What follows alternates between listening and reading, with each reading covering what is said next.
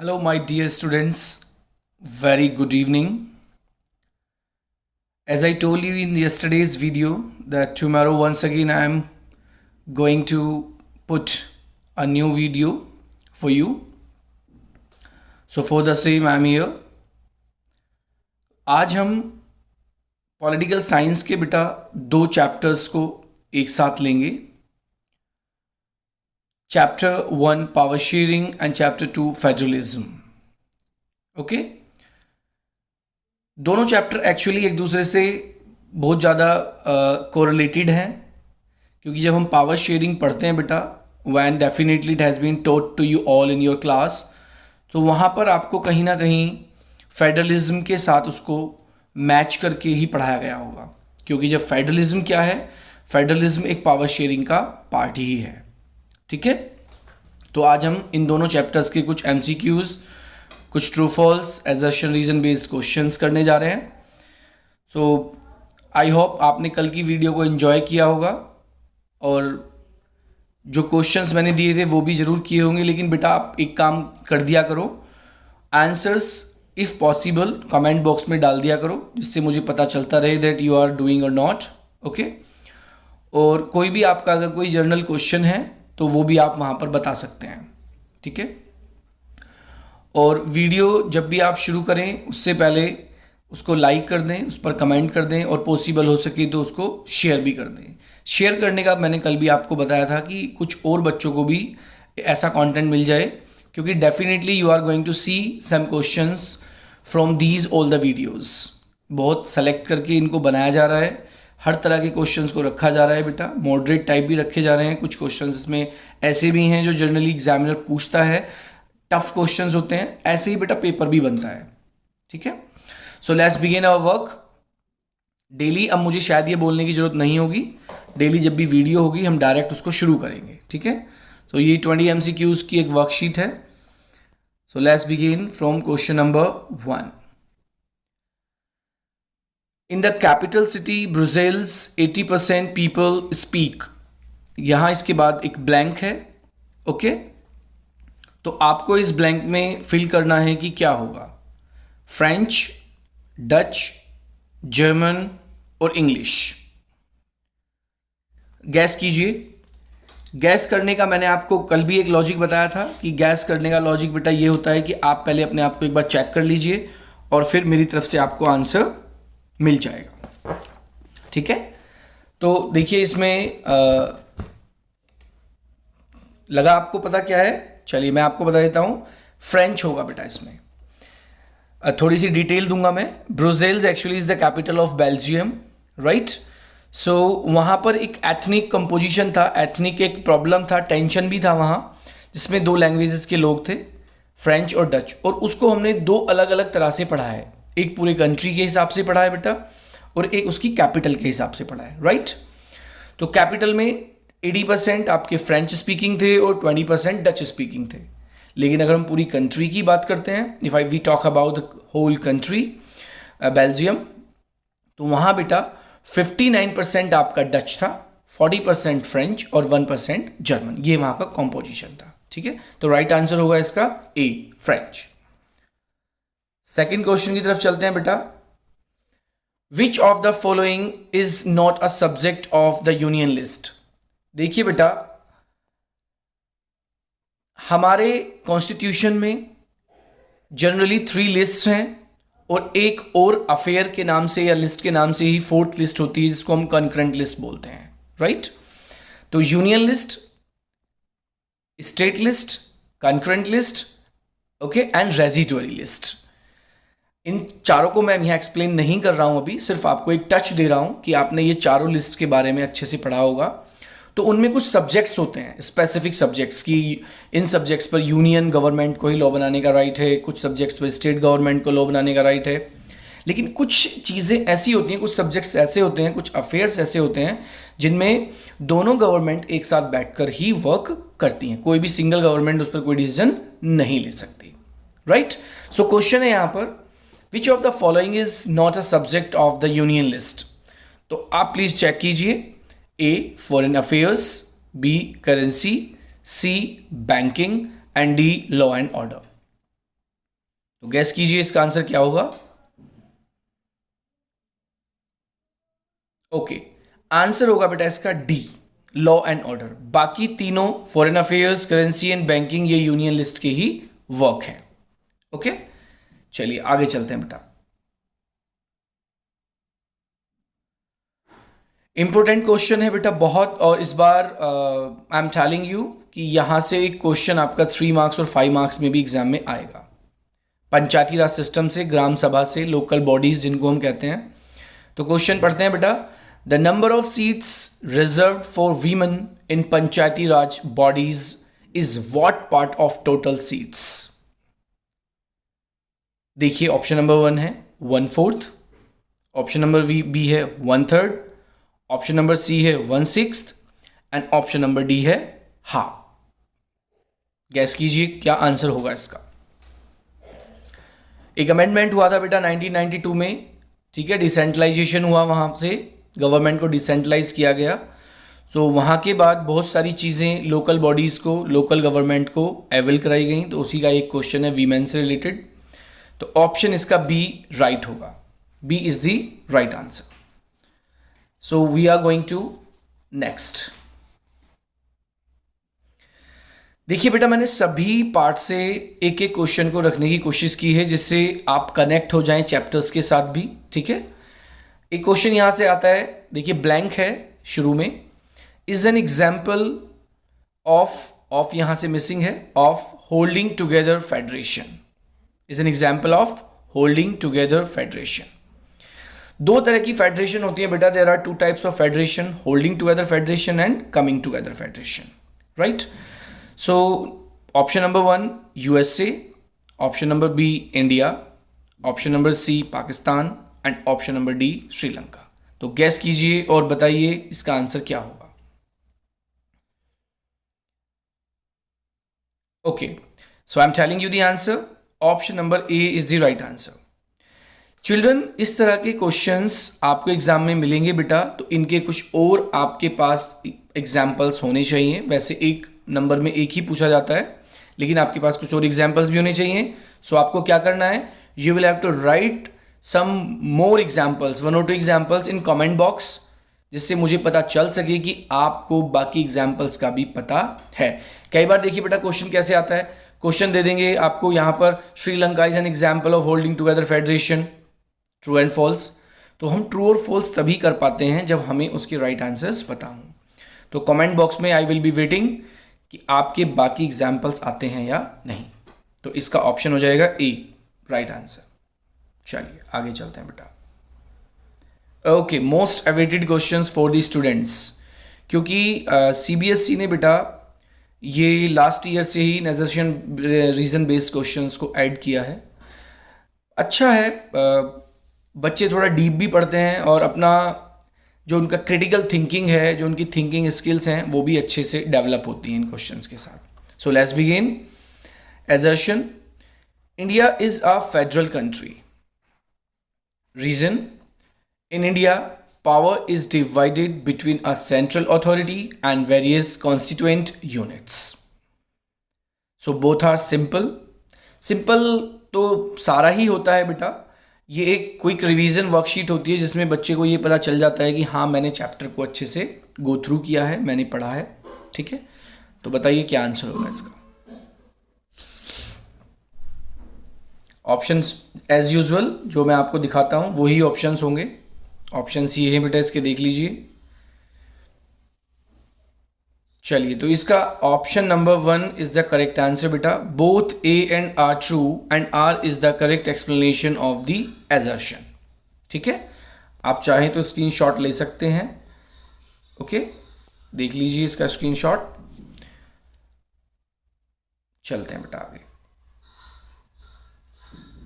Question number 6 भी बेटा आज एजर्शन रीजन बेस्ड ही मैंने रखा है, और ये भी एक अच्छा क्वेश्चन है। यहाँ से एजर्शन है इसमें बेटा, federalism is a system of government in which the power is divided between a central authority and various constituent units of the country. अभी पीछे ही आया है, ठीक है।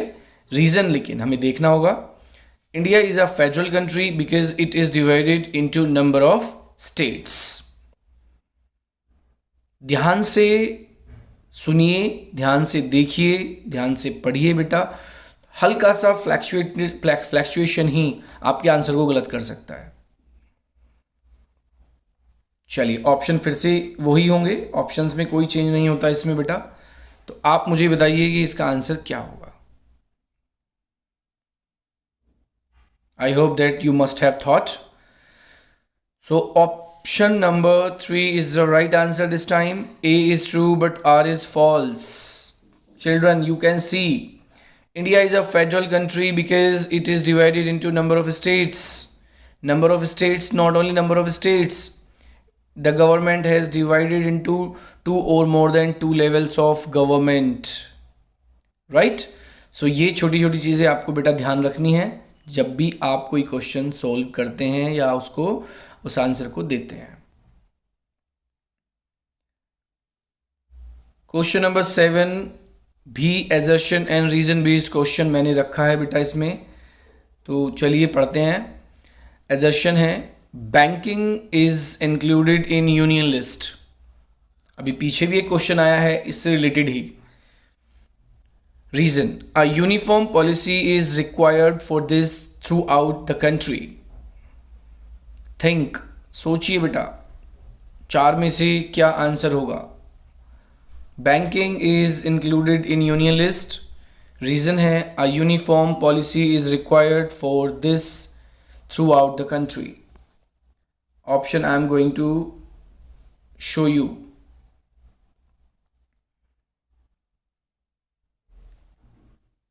यस, एब्सोल्युटली राइट बेटा, इसका आंसर ए है।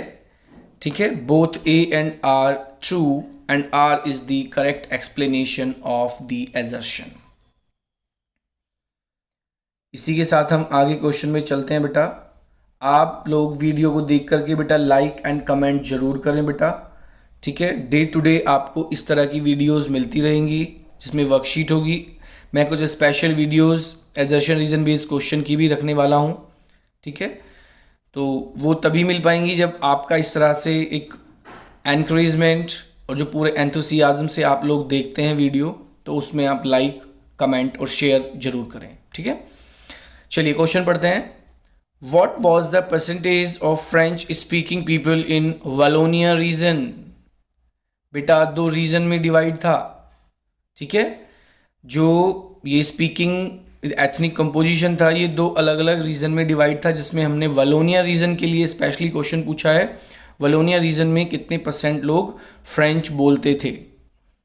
ठीक है, तो ए ऑप्शन है 39%, B option 40%, C option 45% and D option 59%। So definitely ये आप लोगों ने बिल्कुल आंसर सही इसका गैस कर लिया होगा। Answer is B, 40%। Ethnic composition से तो क्वेश्चन 3 मार्क्स में भी बेटा आता है, तो आप उसको रेडी रखना। देखिए नेक्स्ट क्वेश्चन आपका आ गया है, blank is an example of coming together federation. पहले हमने पूछा था होल्डिंग टुगेदर फेडरेशन और अब आपको बताना है coming together federation. Option A USA, option B India, option C Pakistan, option D Sri Lanka. बताइए इसका राइट आंसर क्या है। The right answer is option number B, India. अपना स्कोर बेटा चेक करते रहना। कल भी मैंने आपको बोला था जो भी बच्चा 15 क्वेश्चन से ज़्यादा कर रहा है, definitely his and her preparation is good up to the level, and if you move above, if you are going to solve more than 15, near about 17-18, so definitely your preparation is the best preparation. चलिए question number 10 की तरफ चलते हैं। when was the act passed which established Sinhala as the official language to be used in Sri Lanka? Definitely you know about the composition, ethnic composition also there, Tamil and Sinhala Tamils and Sinhala speaking people. Okay, so वहाँ भी बेटा एक clash था। वहाँ जो सिन्हाली लोग थे वो एक तरह से एट्रोसिटीज़ टेराइनी, उनके जो अत्याचार थे वो बढ़ रहे थे। तमिल स्पीकर्स पर, ठीक है। तो उसके पर्सपेक्टिव में ये क्वेश्चन है। ऑप्शन नंबर ए है बेटा 1948, option number B 1956, option number C 1964 and option number D 1980। चलिए इसका आंसर मुझे बताइए क्या है। So right answer is option number B 1956। आगे चलते हैं बेटा क्वेश्चन नंबर 11 की तरफ। विच one of the following is a major caste group of Sri Lanka. Very very important question, because जब आप चैप्टर पढ़ते हैं तो वहाँ लास्ट में जाकर कुछ अदर आपको रिलीजन्स के नेम भी मिलते हैं, तो उसमें बच्चा कई बार कंफ्यूज हो जाता है बेटा। So which one of the following is a major caste group of Sri Lanka, आपको आंसर बताना है।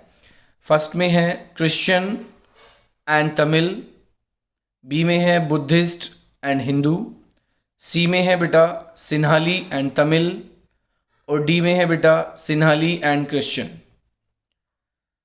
So I hope that you are going to give the right answer. So right answer is option number C, Sinhali and Tamil। दो group वहां पर बड़े level पर थे। Okay चलिए अब हम चलते हैं क्वेश्चन नंबर 12 की तरफ। Very very most important question बेटा, इससे दो क्वेश्चन बनते हैं। एक क्वेश्चन ये बना है कि कितनी बार अमेंड हुआ है ये कॉन्स्टिट्यूशन बेल्जियम का, और एक क्वेश्चन बनता है कि when did Belgium amend its constitution. Belgium ने अपने कॉन्स्टिट्यूशन को कब अमेंड किया। ऑप्शन नंबर ए 1960 टू 1965, क्योंकि एक से ज़्यादा बार अमेंड हुआ है बेटा, इसलिए ये ईयर्स हैं। Option number B 1970 to 1993, option number C 1970 to 1985 and option number D 1985 to 1994। Most important question है बेटा, सो क्विकली गैस कीजिए answer. So answer is B 1970 to 1993 is the right answer. Next question की तरफ चलते हैं बेटा हम। Question number 13। अभी मैं आपको बता रहा था बेटा कि ये क्वेश्चन भी बनता है कि कितनी बार हुआ। How many times did Belgium amend its constitution. कितनी बार बेल्जियम ने अपने कॉन्स्टिट्यूशन को अमेंड किया। Option number A 4, option number B 5, option number C 6 and option number D 7। So guess कीजिए कितनी बार किया होगा, क्योंकि अमेंडमेंट बहुत हुए हैं हिस्ट्री में और कंट्रीज़ में भी हुए हैं, लेकिन हमारे कोर्स में बेल्जियम है तो हमें पता होना चाहिए। So right answer is option number A 4 times. 4 times Belgium ने अपने कॉन्स्टिट्यूशन को अमेंड किया। देखिए बेटा ये दोनों चैप्टर से मिक्स करके क्वेश्चंस को रखा गया है, ठीक है, तो इस बात का आपको ध्यान रखना है। क्वेश्चन नंबर 14 की तरफ हम चलते हैं। विच one of is the official religion of Sri Lanka. Sri Lanka का ऑफिशियल रिलीजन कौन सा है, क्योंकि बेटा वहाँ हिंदू भी हैं, बौद्ध को मानने वाले बुद्धिस्ट भी हैं, क्रिश्चियनिटी को मानने वाले क्रिश्चियन भी हैं, इस्लाम को मानने वाले मुस्लिम्स भी हैं, ठीक है। लेकिन उनका ऑफिशियल रिलीजन क्या है। ए इस्लाम, बी हिंदू, सी बौद्ध, डी क्रिश्चियन। तो गैस कीजिए इसका राइट आंसर क्या है बेटा। Yes the right answer is option number C बौद्ध। बौद्ध या बुद्धिज्म, ठीक है, इसको मानने वाले लोग ज़्यादा हैं वहाँ और यही उनका ऑफिशियल रिलीजन है। तो इसको बुद्धिज्म भी कह सकते हैं हम, ठीक है, इस्लामिज्म, हिंदुइज्म एंड क्रिश्चियनिटी। तो C is the right answer. Number 15, true false. Power sharing arrangement among the different organs of the government is known as horizontal sharing. बहुत ध्यान से इसका आंसर देना है। हिट एंड ट्रायल यूज करने की जरूरत नहीं है बेटा, नहीं आता आप बैठे रहिए आराम से, सुन लीजिए ध्यान से तो आपको याद हो जाएगा। फिर से मैं बताता हूँ, power sharing arrangement among the different organs of the government is known as horizontal sharing. जब आपने पावर शेयरिंग को पढ़ा होगा तो वहाँ अलग अलग टाइप्स पढ़े होंगे, horizontal, vertical, social groups, political groups, pressure groups, movement, ये सब उसके अंदर आता है जब हम पावर शेयरिंग के बेटा टाइप्स पढ़ते हैं। ठीक है, और ये 5 नंबर में क्वेश्चन आता है बोर्ड एग्जाम में, और क्वेश्चन बनता है what is power sharing and explain its types. ठीक है, तो यहां भी एक क्वेश्चन वहां से ही है आपके पास, तो इसका आंसर आप मुझे बताइए। इसका आंसर होगा बेटा ट्रू। ठीक है, दिस स्टेटमेंट इज ट्रू। चलिए आगे बढ़ते हैं बेटा क्वेश्चन नंबर 16 की तरफ। बिसाइड्स के बाद ब्लैंक, देयर आर ब्लैंक और space other languages recognised by our constitution. तो यहाँ पर 2 खाली जगह हैं, खाली स्थान हैं, तो ये ब्लैंक्स आपको भरने हैं according to option. Option number A में English 21, option number B Hindi 22, option number C में Hindi 21 and option number D में पंजाबी 80। जिस किसी भी स्टूडेंट ने इस चैप्टर को पढ़ा होगा तो डी ऑप्शन के साथ तो वो बिल्कुल भी नहीं जाएगा। ठीक है, एक आपको हम ये एक मेथड होता है बेटा एलिमिनेट करना, एलिमिनेशन का मेथड होता है, तो डी को आप एलिमिनेट कर सकते हैं। इंग्लिश को कभी भी कोई रिकॉग्निशन हमारे यहाँ ऐसा नहीं मिला तो हम ए ऑप्शन को भी हटा सकते हैं। ठीक है, अब ऑप्शन बचते हैं बी एंड सी। अब अगर हम बी को रखते हैं तो हिंदी और 22 के साथ 23 लैंग्वेजेस हो जाती हैं, जो कि हमारे कॉन्स्टिट्यूशन में नहीं है। It's mean answer is C, Hindi first option में आएगा बेटा, and there are 21 other languages. Hindi के साथ हमारे पास 21 अदर लैंग्वेजेस हैं, जिससे हमारे यहाँ 22 लैंग्वेजेस कॉन्स्टिट्यूशन में हो जाती हैं। ठीक है, तो ये आपका आंसर हो गया सी। अब हम बढ़ते हैं क्वेश्चन नंबर 17 की तरफ। When power is taken away from central and state governments and given to local government is called, 1 number की डेफिनेशन भी आती है बेटा। क्वेश्चन सीधा सीधा आता है पूछने के लिए। क्वेश्चन क्या आता है ये पहले आंसर आप सोचिए, उसके बाद हम बात करेंगे कि 1 नंबर में और कैसे इस क्वेश्चन को बोर्ड देता है। So option number A distribution, option number B centralisation, option number C reorganization and option number D decentralization। और डेफिनेटली बच्चों ने आंसर टिक कर लिया होगा, option number D is the right answer. और सीधा सीधा क्वेश्चन एग्जाम में आता है पूछने के लिए, define decentralisation, write its benefit. 1 और 2 पूछते हैं या फिर 5 नंबर्स में पूछते हैं कि when did decentralisation take place, explain the policy of 1992। ठीक है बेटा, ये साथ साथ में आप लोगों को कुछ लॉन्ग क्वेश्चंस के बारे में भी बेटा बता रहा हूं, ठीक है, जिससे आप लोग उनको भी गो थ्रू कर लें। तो option number D is the right answer. आगे चलते हैं बेटा क्वेश्चन नंबर 18 की तरफ, और 18 क्वेश्चन आपके सामने। Both the union and state governments can make laws on the subject mentioned in the. Question simple हो सकता है क्योंकि अभी मैंने पहले दूसरे क्वेश्चन में आपको सारी लिस्ट के बारे में बताया था, तो सोचकर बताइए ऐसी कौन सी लिस्ट है जिसके अकॉर्डिंग यूनियन और स्टेट गवर्नमेंट एक साथ बैठकर लॉ बना सकती हैं, या कोई अगर लॉ ऐसा बनता है जो पूरे देश के लोगों को पूरे देश के लोगों पर अप्लाई होता है। So which list shows this? So इसका ऑप्शन हो जाएगा बेटा option number C, concurrent list. मैं एक बार फिर से बता देता हूं बेटा, यूनियन लिस्ट में वो सब्जेक्ट्स होते हैं जो पूरे कंट्री के लोगों को सामने रखते हुए या पूरे कंट्री के लोगों पर जिनको अप्लाई कराया जाता है या जिनको देखकर लॉज ऐसे बनाए जाते हैं जो पूरे देश पर उनको लागू किया जा सके, अप्लाई किया जा सके। स्टेट लिस्ट में वो सब्जेक्ट आते हैं, वो सब्जेक्ट्स ही रखे जाते हैं जो सिर्फ उसी स्टेट के अकॉर्डिंग उनको बनाया जाता है। कोई भी लॉ अगर बनाएगा स्टेट उन सब्जेक्ट्स पर तो उस स्टेट के लोग ही उनको फॉलो करेंगे। कॉन्करेंट लिस्ट में बेटा वो सब्जेक्ट्स आते हैं जैसे मान लीजिए आपका एग्रीकल्चर की बात करें, जैसे आपकी एजुकेशन की बात करें, ये वो सब्जेक्ट्स हैं जिन पर यूनियन और स्टेट दोनों का राइट होता है और दोनों ही बैठकर इन पर लॉ बनाते हैं। एंड फोर्थ बेटा रेजिडुअरी पावर्स या रेजिडुअरी लिस्ट भी इसको बोलते हैं. मैं आपको बता देता हूं बेटा, the meaning of residuary is remaining, right. Means when the constitution was written that time a lot of subjects were not present. जब संविधान लिखा गया था तो बहुत सारे सब्जेक्ट्स उसमें प्रेजेंट नहीं थे. तो इस बात को ध्यान में रखते हुए कि इन फ्यूचर कभी भी कोई सब्जेक्ट्स ऐड ऐसे करने पड़े तो उन्होंने एक अदर लिस्ट को तैयार कर दिया और उस लिस्ट का नाम रखा रेजिडुअरी. इसमें हमारे यहाँ पर जैसे आपके सॉफ्टवेयर, हार्डवेयर, कंप्यूटर, इंटरनेट, ऐसे कुछ चीज़ों को रेजिडुअरी लिस्ट में रखा गया है. आई होप सो आपको ये बिल्कुल क्लियर हो गया होगा. तो हम आगे बढ़ते हैं बेटा क्वेश्चन नंबर 19 की तरफ. वाओ, एक नंबर में डायरेक्ट पूछा जाने वाला क्वेश्चन. यहां मैंने इसको ट्रू फॉल्स में रखा है बेटा.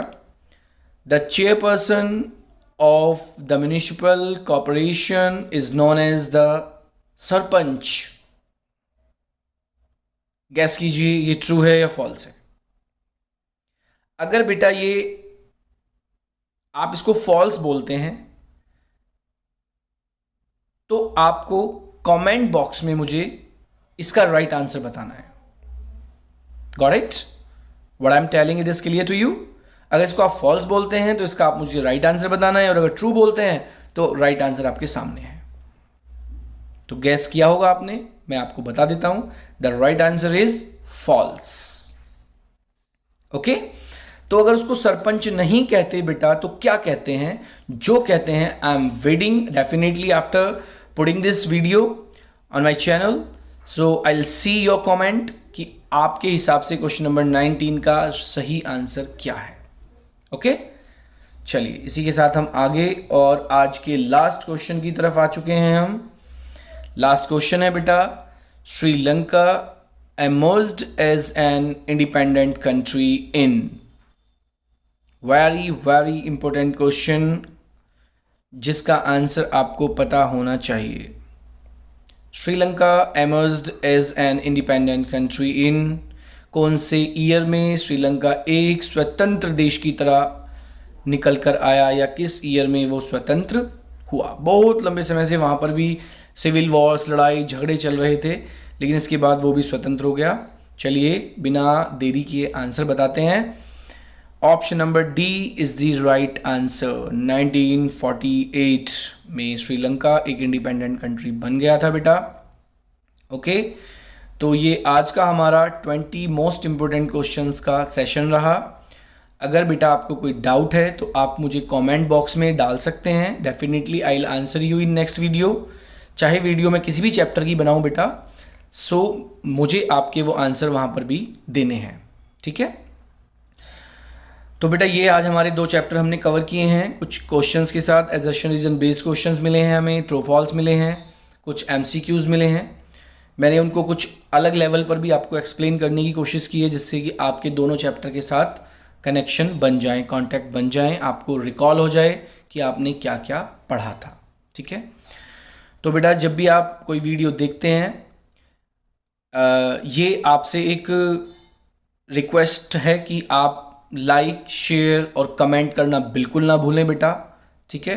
आप ऐसा करेंगे तो आगे भी definitely lots of videos you will be watching like this. आपके एग्ज़ाम तक अभी मैं इसी प्रोसेस के साथ चलूँगा. ठीक है. और बाकी जो आपकी कोई क्वेरीज हैं तो आप अपने कमेंट सेक्शन में जाकर डाल सकते हैं. ठीक है. तो आपके लिए एक होमवर्क है, क्योंकि अगर हमने पढ़ाई की है तो कुछ होमवर्क भी हमें मिलना चाहिए. तो right the answer of the given questions. ये क्वेश्चंस हैं, आप इनको नोट डाउन कर लीजिए. Define jurisdiction. What is meant by holding together federation and coming together federation. What is power sharing. Define federalism. And question number 5 है why power sharing is desirable. इसमें question number 5 और question number जो आपका 2 है, इसको थोड़ा सा 3 marks के हिसाब से आपको आंसर लिखना है. आप चाहें तो शॉर्ट में कमेंट बॉक्स में दे सकते हैं, अदरवाइज आप अपने पास रख सकते हैं. बाकी को आप कमेंट बॉक्स में डायरेक्ट उनकी डेफिनेशन आप लिखकर मुझे टाइप करके सेंड कर सकते हैं. I will check. Okay. So ये 5 क्वेश्चंस आज आपको घर के लिए मिलते हैं. कल भी एक नए चैप्टर के साथ, नए क्वेश्चंस के साथ हम यहाँ पर आपके साथ होंगे. ठीक है. इसी के साथ बेटा lots of thank you to watch this video. God bless you all.